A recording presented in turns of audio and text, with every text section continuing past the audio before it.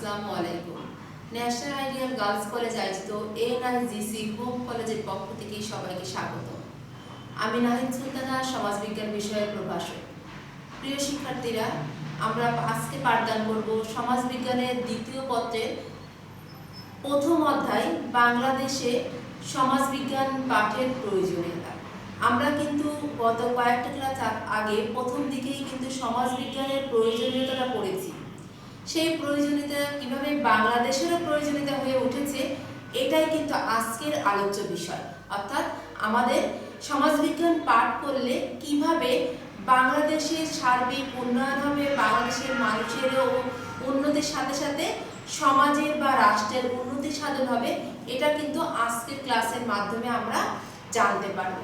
আমরা এই যে প্রয়োজনীয়তা কয়েকটি পয়েন্টে ভাগ করেছি, প্রত্যেকটা পয়েন্টের শিরোনামে আমি বিস্তারিত আলোচনা করব।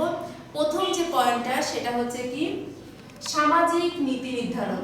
প্রিয় শিক্ষার্থীরা, প্রতিটা ক্ষেত্রে কিন্তু আমাদের নীতি নির্ধারণ প্রয়োজন।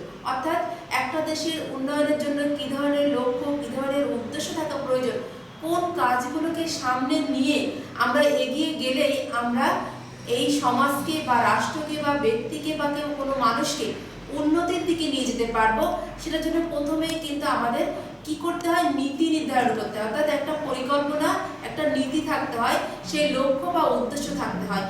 এই লক্ষ্য বা উদ্দেশ্য কিন্তু সর্বক্ষেত্রেই জানার জন্য সমাজবিজ্ঞানে সর্বত্র চেষ্টা করে, বা আমরা জানতে পারি কিভাবে একটা বিষয়ের ক্ষেত্রে নীতি নির্ধারণ করতে হয়, বা করলে কিভাবে আমরা এই লক্ষ্যে পৌঁছাতে পারবো, সেটা কিন্তু আমরা সমাজবিজ্ঞান মাধ্যমে জানতে পারি, যেটা বাংলাদেশের উন্নয়নের অন্যতম একটি কারণ ছিল বা উৎস ছিল। এরপরে হচ্ছে সামাজিক সমস্যা।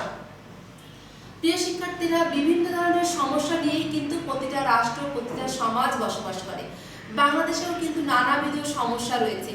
এই সমস্যাগুলো কিভাবে সমস্যা সৃষ্টি করছে, কিভাবে এই সমস্যাগুলো আমরা পড়ছি, আমাদের এই সমস্যাগুলোর মধ্যে কিভাবে রাষ্ট্র পিছিয়ে পড়ছে, অন্যান্য রাষ্ট্র থেকে, অন্যান্য দেশ থেকে কিভাবে পিছিয়ে পড়ছে, এটা কিভাবে জানা যায়, এই বা সমাজবিজ্ঞান মাধ্যমে কিন্তু সমাজবিজ্ঞান পড়লে কিন্তু জানা যায় এই সামাজিক সমস্যাগুলো কিভাবে।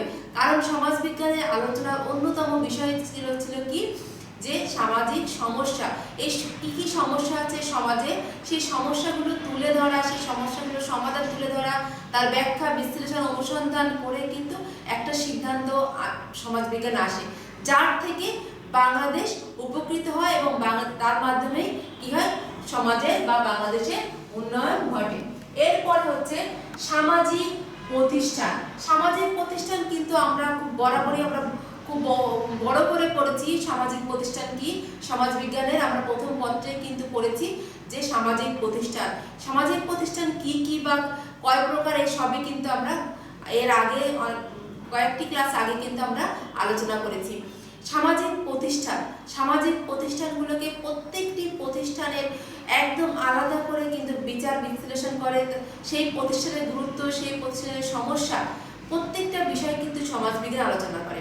অর্থাৎ এই যে সামাজিক প্রতিষ্ঠানগুলো বাংলাদেশে বিদ্যমান আছে, সেটা কিভাবে আছে, সেটা কিভাবে মানুষ ধারণ করছে, কিভাবে মানুষের সমস্যা হচ্ছে, বা কোনটা করলে সমস্যা থেকে ফিরে আসা যায়, এটা কিন্তু সমাজবিজ্ঞানের একটি আলোচ্য বিষয় ছিল।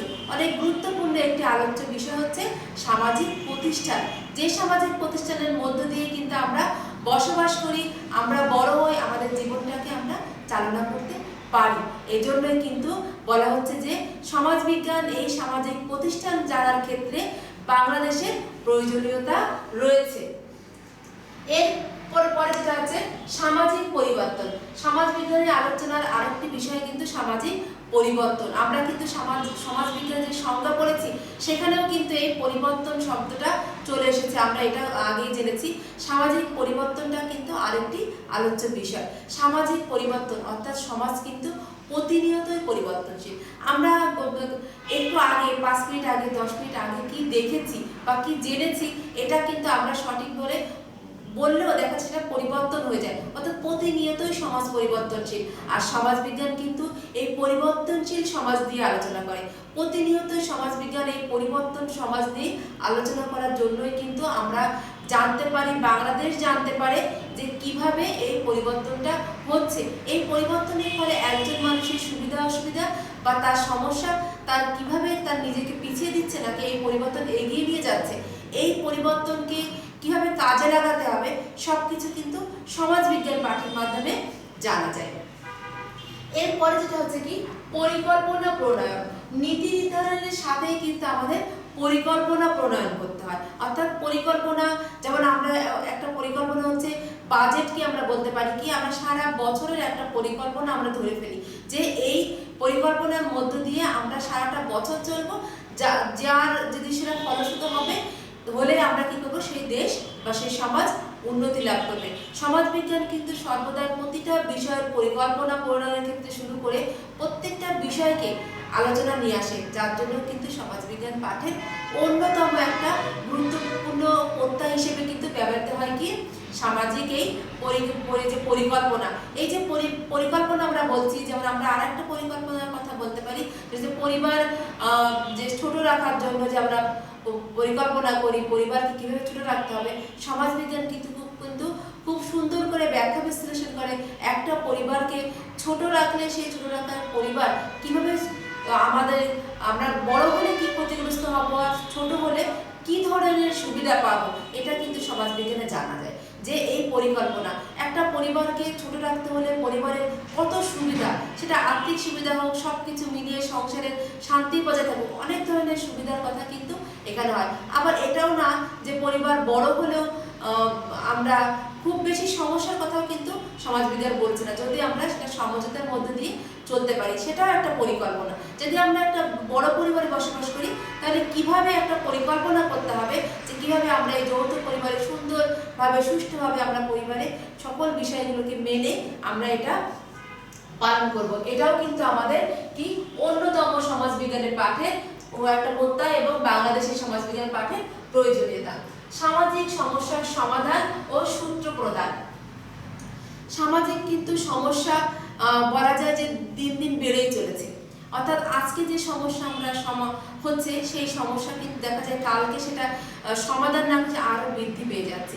এই যে সমস্যা থেকে সমাধান, এর প্রত্যেকটা সূত্র কিন্তু সমাজবিজ্ঞান দিচ্ছে যে কিভাবে একটা সমস্যা সামনে আসছে এই সমস্যাটাকে কিভাবে আমরা প্রতিরোধ করতে পারি। অর্থাৎ সমাজবিজ্ঞানের যতগুলো সমস্যার কথা আলোচনা করা হয় প্রত্যেকটা সমস্যার কিন্তু আমরা সমাজবিজ্ঞান কি করে, সেই সমাজবিজ্ঞান সমস্যার সমাধান দেয় এবং সূত্র প্রয়োগ করে যে এই সূত্রের মাধ্যমে এই যে বিষয়গুলোকে লক্ষ্য করে গেলে, এই ধারাবাহিকতা লক্ষ্য করলে বা যদি আমরা মেনে চলি তাহলে আমরা এই সমস্যা থেকে বেরিয়ে যাব। প্রতিটা সমস্যার সমাজবিজ্ঞানের আলোচনায় প্রতিটা সমস্যায় কিন্তু সেই সমস্যার সমাধান খুঁজে বের করে, একটা নির্দিষ্ট সূত্র দিয়ে থাকে। সেটা আমরা যেমন বলেছি সমাজবিজ্ঞান বৈজ্ঞানিক রূপ না দিতে পারলেও কিন্তু বৈজ্ঞানিক মতনই ঠিক ততটাই রূপ কিন্তু দেওয়া হয়, ততটাই সূত্র দেওয়া হয় যে সূত্রের মধ্য দিয়ে আমরা কি করতে পারি, প্রত্যেকটা সমস্যার সমাধান করতে পারি এবং আমাদের জীবনে সেটা কিভাবে কাজে লাগাবো সেটাও কিন্তু সমাজবিজ্ঞান আলোচনা করে, যার মধ্যে দিয়ে সমাজবিজ্ঞান পাঠের মধ্য দিয়ে সমাজের মানুষরা জানতে পারে এবং এই জানার মধ্য দিয়ে সমাজে কি হয়, উন্নতি হয়, বাংলাদেশের উন্নতি হয়। এরপরে যেটা আছে দেখো অপরাধ প্রবণতা। সামাজিক সমস্যার সাথে সাথে কিন্তু এই সমস্যা কিন্তু অপরাধ, আমরা কিন্তু জানি যে অপরাধ, বিচ্যুতি এগুলো কিন্তু সমাজবিজ্ঞানের আলোচ্য বিষয়। অপরাধকে কিন্তু অনেক বড় পরিসরে খুবই সুন্দর করে সমাজবিজ্ঞানে ব্যাখ্যা বিশ্লেষণ করা আছে। অপরাধ কয় প্রকার, কি কি অপরাধের প্রকৃত সব শ্রেণী বিভাগ, অপরাধকে কিভাবে আমরা দমন করতে পারি, কিভাবে অপরাধ সমাজকে ক্ষতিগ্রস্ত করছে, একটা মানুষকে ক্ষতিগ্রস্ত করছে, একটা রাষ্ট্রকে ক্ষতিগ্রস্ত করছে, এই যে ক্ষতিগ্রস্ত করে মানুষকে ক্ষতি করে মানুষকে পিছিয়ে দিচ্ছে, এই একজন মানুষকে পিছিয়ে দেওয়া মানে সেই গোটা পরিবারকে পিছিয়ে দেওয়া, সেই গোটা সমাজকে, গোটা রাষ্ট্রকে কিন্তু আমরা পিছিয়ে দিচ্ছি। কিভাবে পিছিয়ে দিচ্ছি, এই পিছিয়ে দেওয়ার প্রতিটা কারণ কিন্তু সমাজবিজ্ঞানে আলোচনা করছে। এটার সাথে সমাজবিজ্ঞান কিভাবে এই অপরাধ থেকে বেরিয়ে আসা যায়, এই অপরাধগুলো মানুষ কি কাজ করলে অপরাধ করবে না, কি কাজ করলে মানুষ অপরাধ থেকে দূরে থাকবে, এই সম্পর্কেও কিন্তু বৃহৎ একটি আলোচনা সমাজবিজ্ঞানে আছে, যার ফলশ্রুতিতে কি হয় যে মানুষ জানে, বাংলাদেশের মানুষ সমাজবিজ্ঞান পাঠ করলে এটা জানতে পারে এবং তারা সেই অনুযায়ী জীবনযাপন করে। এটা কিন্তু সমাজবিজ্ঞান কি করে, বাংলাদেশের সমাজবিজ্ঞান পাঠের অন্যতম আরেকটি গুরুত্বপূর্ণ প্রত্যয়, যার মধ্য দিয়ে কিন্তু এগুলো জানা যায়।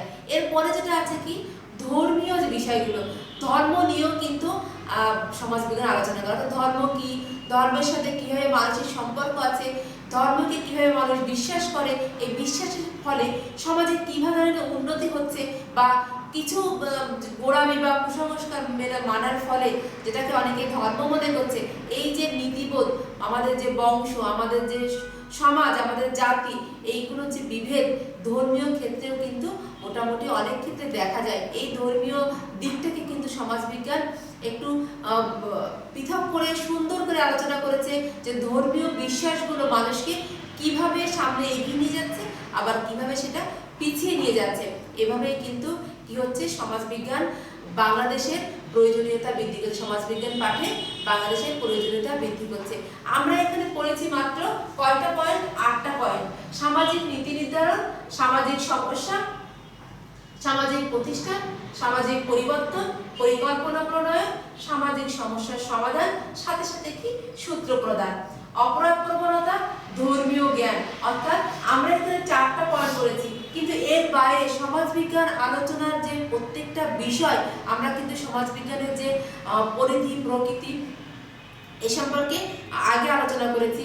প্রতিটা বিষয় কিন্তু বাংলাদেশের জন্য অতীব গুরুত্বপূর্ণ বিষয়। অর্থাৎ বাংলাদেশটাকে উন্নয়নশীল দেশ থেকে উন্নত দেশে নিয়ে যাওয়ার জন্য সমাজবিজ্ঞানের যে বিষয়গুলো আলোচনা করা হয়েছে, এই জন্য অবশ্যই বলা হচ্ছে কি, বাংলাদেশে সমাজবিজ্ঞানের পাঠের গুরুত্ব অপরিসীম। সমাজবিজ্ঞান যদি আরো ব্যাপকভাবে কি হয়, আলোচিত হয়, আরো ব্যাপকভাবে শিক্ষা গ্রহণ করা হয়, তাহলে কিন্তু অবশ্যই বাংলাদেশের উন্নয়ন সম্ভব বলে সমাজবিজ্ঞানের যে বিজ্ঞানীরা আছে তারা কিন্তু মনে করছে যে অবশ্যই প্রতিটা দেশের জন্য সমাজবিজ্ঞান পাঠ যদি করা হয়, তাহলে এখানে অবশ্যই আমাদের দেশ বা রাষ্ট্র বা সমাজ, সেই সাথে আমার সেই একই মতামত যে মানুষের ব্যক্তিগত জীবনও কিন্তু পরিবর্তন হবে, যে সমাজবিজ্ঞানের প্রত্যেকটি বিষয়কে আমরা সূক্ষ্ম সুন্দর করে পড়ি এবং জানি, সেটা ধারণ করি, সেটা পালন করি, তবে কিন্তু আমাদের কি সম্ভব, সমাজবিজ্ঞান যে বিষয়বস্তু আলোচনা করা হয়েছে সেটা আমরা নিজেরা ধারণ করব, সমাজে, রাষ্ট্রে বা পুরো জাতিতে উন্নতি হবে। প্রিয় শিক্ষার্থীরা, আজ এই পর্যন্তই। আজকে ক্লাস থেকে কোনো প্রশ্ন থাকলে অবশ্যই যোগাযোগ করবে এই ফোন নাম্বারে 07416033360। এছাড়াও ফেসবুক, মেসেঞ্জার বা হোয়াটসঅ্যাপে যোগাযোগ করতে পারবে। প্রিয় শিক্ষার্থীরা, ভালো থাকো, সুস্থ থাকো, নিরাপদে থাকো। আল্লাহ হাফিজ।